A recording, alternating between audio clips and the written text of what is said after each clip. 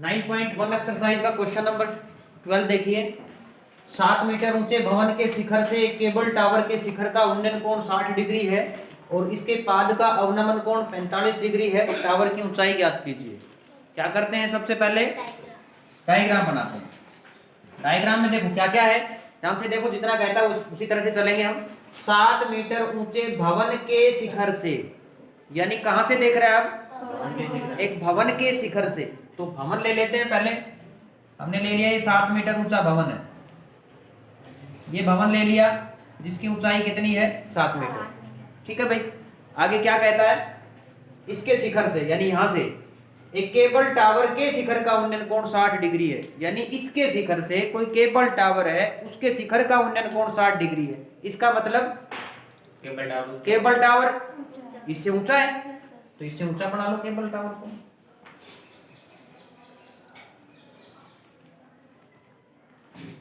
ठीक है भाई। अब उन्नयन कोण किसके साथ होता है? हॉरिजॉन्टल के साथ, क्षैतिज के साथ। तो क्या कर लेते हैं हम, मिला लेते हैं। ठीक है भाई। अब ये कितना है? 60 डिग्री। इसको लिख दिया मैंने 60 डिग्री। ठीक है भाई, ये पूरा क्या था? केबल टावर, ये टावर है। ठीक है भाई, आगे। और इसके पाद का अवनमन कोण 45 डिग्री है। किसके पाद का? भवन के पाद का। किसके पाद का? टावर का। देखो, भवन के शिखर से तो देख रहे हैं, एक 7 मीटर ऊंचे भवन के शिखर से केबल टावर के शिखर का उन्नयन कोण 60 डिग्री है। केबल टावर के शिखर का 60 डिग्री उन्नयन कोण है। और इसी के पाद का, किसका? केबल टावर के पाद का अवनमन कोण। अवनमन कोण कब बनता है? ऊपर से नीचे। तो अब ये ऊपर है, ये नीचे। कोण हमेशा किससे बनेगा? हॉरिजॉन्टल से। तो एक बार इससे मिला देते हैं।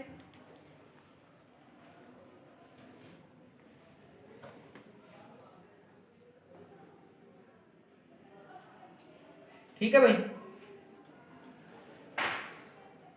अब हॉरिजॉन्टल के साथ 45 का भी बार कहां बढ़ेगा? ऊपर। तो ये 45 समझ में आ गया? यानी ये जा रहा है इस हॉरिजॉन्टल के साथ। 45 हो गया।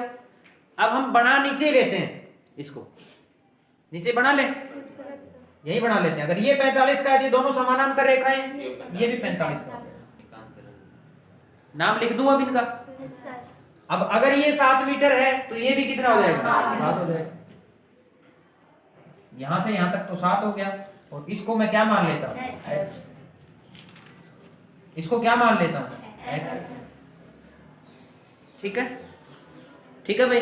नाम दे दे A B C D E। ठीक है, तो बाकी तो वैसे ही है जैसे करते थे हम। कितनी त्रिभुजें बन रही है समकोण? 2। कौन कौन सी? एक तो ये बन रही है, एक ये बन रही है, ये भी समकोण है। ठीक है, हम आमतौर पे वही ले लेंगे जो हमें चाहिए। कितने बच्चे बता सकते हैं कि हमें क्या चाहिए, निकालना क्या है? इसने पूछा है टावर की ऊंचाई ज्ञात कीजिए। तो टावर की ऊंचाई के लिए हमें क्या चाहिए? h। अगर h का मान 10 हो तो टावर की ऊंचाई कितनी आ जाएगी? 17। यानी ये तो दे ही रखी है 7। यदि h और आ जाए तो हम 7 जोड़ देंगे तो क्या आ जाएगा? इसकी ऊंचाई आ जाएगी। तो हमें क्या चाहिए? h। समझ में आ गया? अब h कौन सी त्रिभुज की भुजा है? C D E की। इस त्रिभुज की कोई भुजा पता है हमें?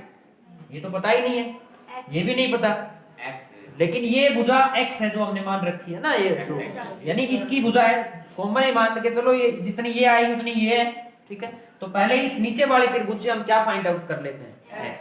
ठीक है, जैसे ही x आ जाएगा उसके बाद ये भी क्या होगा? x ही हो जाएगा।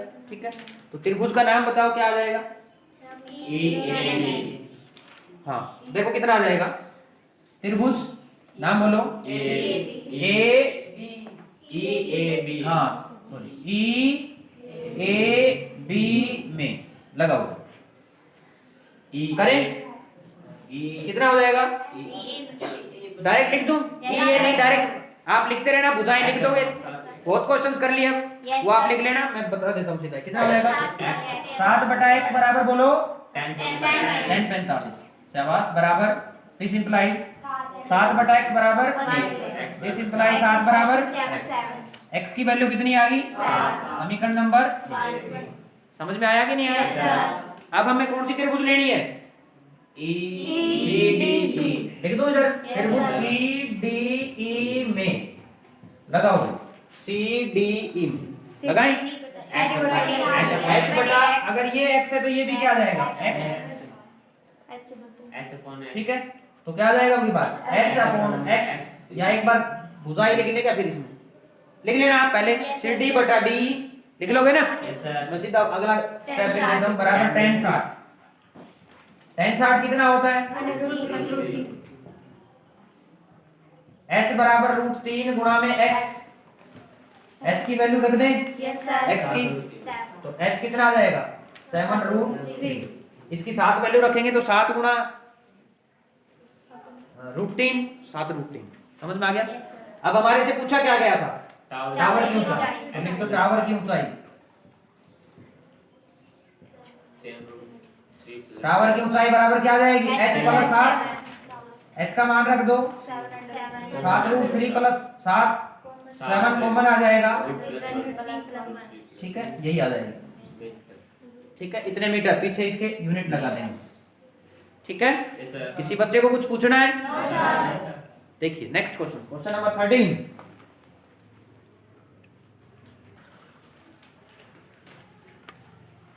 में है, समुद्र तल से 75 मीटर ऊंची लाइट हाउस के शिखर से, देखो समुद्र तल से 75 मीटर ऊंची लाइट हाउस के शिखर से, तो एक लाइट हाउस ले लो, मैं डायग्राम बना लेते हैं, कितनी है इसकी? 75 मीटर, ठीक है भाई। लाइट हाउस के शिखर से, यानी इस शिखर से देख रहे हैं हम, देखने पर 2 समुद्री जहाजों का, समुद्र है अब की बात, हम मान लेते हैं कि इधर समुद्र है, ठीक है, ये पूरा समुद्र है, ठीक है। समुद्री जहाजों के अवनमन कोण 30 डिग्री और 45 डिग्री हैं, 2 जहाज हैं। यदि लाइट हाउस के एक ही ओर एक जहाज दूसरे जहाज के ठीक पीछे हो, यानी ये था ना, इससे एक ही साइड में है दोनों जहाजें, ठीक है, तो दोनों जहाजों के अवनमन कोण है, अवनमन कोण है तो ऊपर से नीचे की तरफ, ठीक है। तो हम क्या करेंगे? हॉरिजॉन्टल लाइन खींचनी पड़ेगी, इसको डॉटेड ले लेते हैं,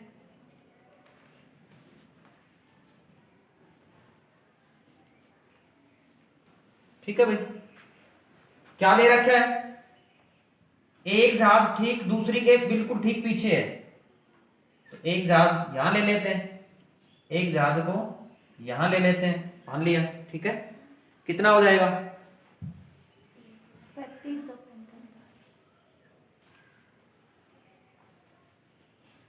कितना कितना है?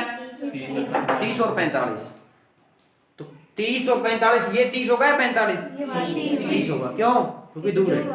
तो ये अवनमन कोण बढ़ाना, हमें अवनमन कोण हॉरिजॉन्टल के साथ बढ़ता है, ये हमने ले लिया 30, तो ये भी कितना हो जाएगा? 30। ये ध्यान रखना, कभी नीचे नीचे बना दो, डायग्राम गलत हो जाएगा। दूसरी का कितना है? 45, तो ये 45 हो जाएगा इसके साथ, तो ये भी कितना हो जाएगा? पूछा क्या है इसने? दोनों जहाजों के बीच की दूरी ज्ञात कीजिए। जहाज, मैं पॉइंट्स का नाम दे देता हूं, इसका नाम PQ दे दिया, इनका नाम A और B दे दिया। तो बताओ हमें क्या फाइंड आउट करना है? दोनों जहाजों के बीच की दूरी, दोनों जहाजें कौन कौन से बिंदुओं पे? A और A पे, है ना, या B और A पे, तो दोनों के बीच की दूरी क्या हो जाएगी? AB। तो हमें क्या ज्ञात करना है? AB, ठीक है। तो AB को मैं क्या मान लेता हूं? हमें X फाइंड आउट करना है, इसको क्या मानना है? ठीक है, ऐसे क्वेश्चन बहुत कर लिए हमने, और ये 45 यहां से यहां तक है, ठीक है। तो बताओ, फिर से वही प्रोसीजर है, सबसे पहले कौन सी ट्रायंगल लेंगे हम? QPA। तो ट्रायंगल QPA में बोलो भाई, 75 बटा y बराबर tan 45, tan 45, ठीक है। tan 45 कितना होता है बोलिए? ये 1 हो जाएगा, this implies 75 is equal to y का मान क्या आ गया? समीकरण नंबर 1। समझ में आ गया? अब कौन सी त्रिभुज में चलना है हमें? करें फिर ट्रायंगल QPB में, बोलो भाई 75 बटा शाबाश tan 30, 30 है ना आपकी बात? tan 30 का मान लिखो।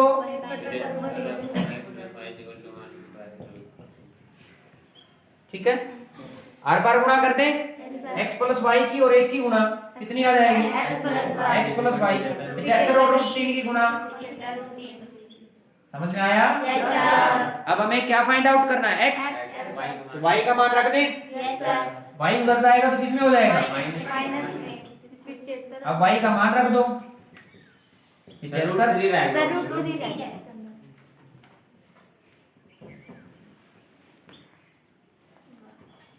तो 75 रूट 3 माइनस वाई, तो x कितना आ जाएगा? सॉरी y का मान रख दें 75।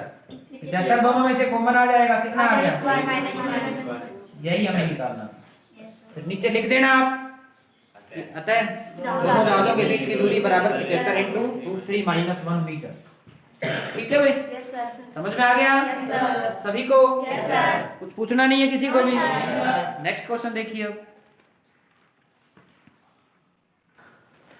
नेक्स्ट क्वेश्चन में 14th क्वेश्चन में डायग्राम गिवन है।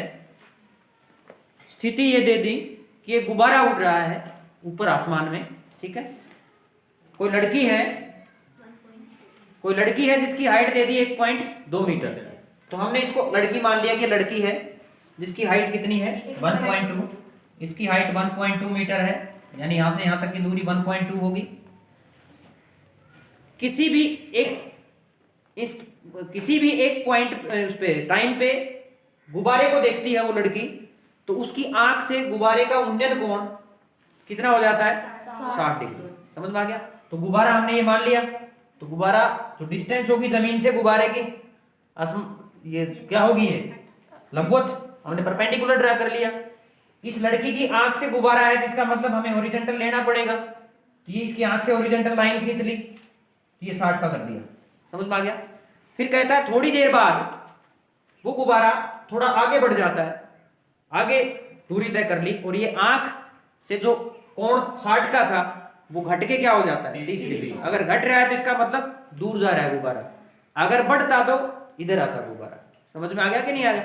तो अब ये 60 डिग्री हो जाता है, इसका मतलब इस थोड़ी देर बाद वो इस पॉइंट पे पहुंच गया, हमने मान लिया। ठीक है, अब पूछा है कि गुब्बारे द्वारा तय की गई दूरी ज्ञात कीजिए। तो गुब्बारे ने कौन सी दूरी तय की बताओ?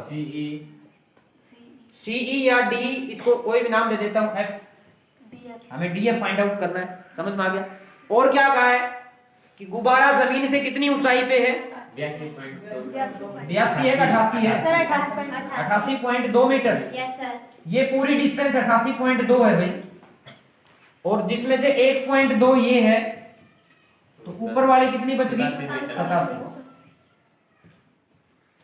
समझ में आया कि नहीं आया?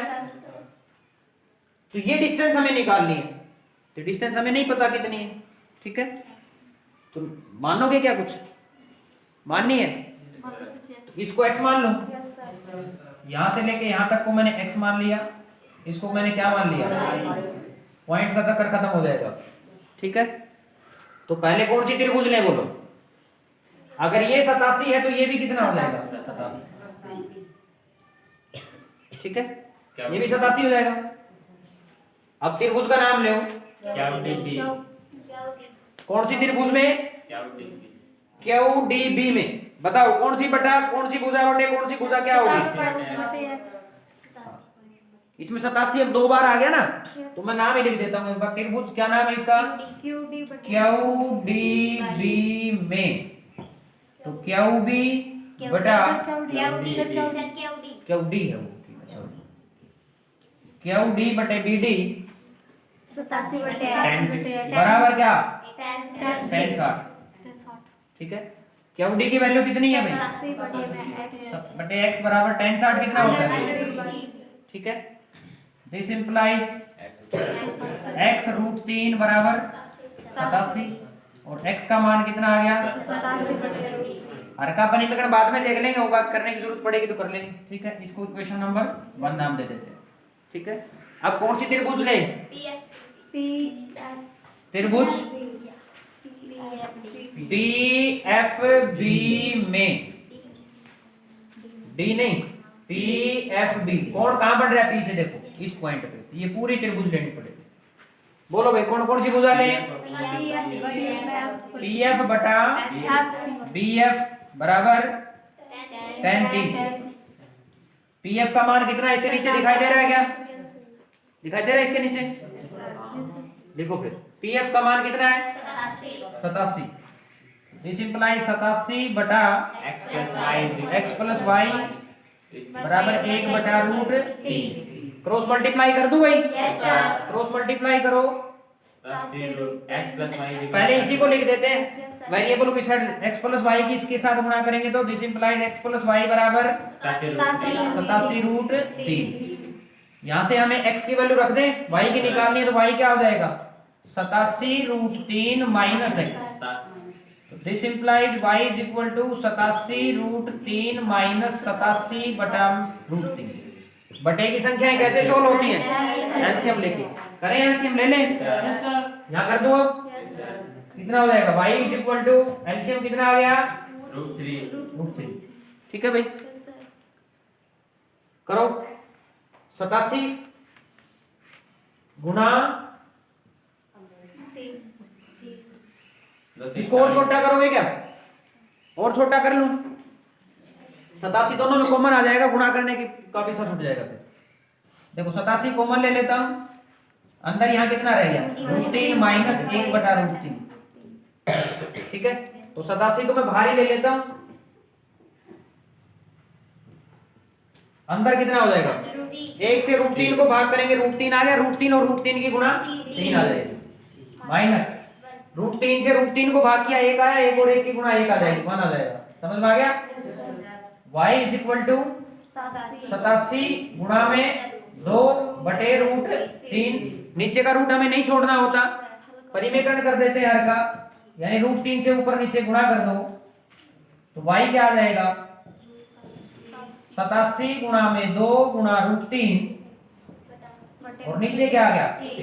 3 से 8 और 7 15, 3 से कट जाएगा, 3 दूनी 6, 3 नियम 27। y इज इक्वल टू 29 दूनी 58। बाहर बाहर वालों की गुणा, अंदर अंदर वालों की गुणा, इतना मीटर। हमें निकालना भी क्या था? वही डीएफ ही निकालना था, y ही निकालना था। आप लिख दोगे, आता है 2 समुद्री जहाजों के बीच की दूरी बराबर ना, सॉरी हाँ, 2 वो तो पिछला था, वो दोनों गुब्बारों के बीच की दूरी बराबर 58 रूट 3। समझ में आया कि नहीं आया? किसी बच्चे को कुछ पूछना है? सभी की समझ में आ गया? Very good. नेक्स्ट देखते हैं फिर क्वेश्चन नंबर 15।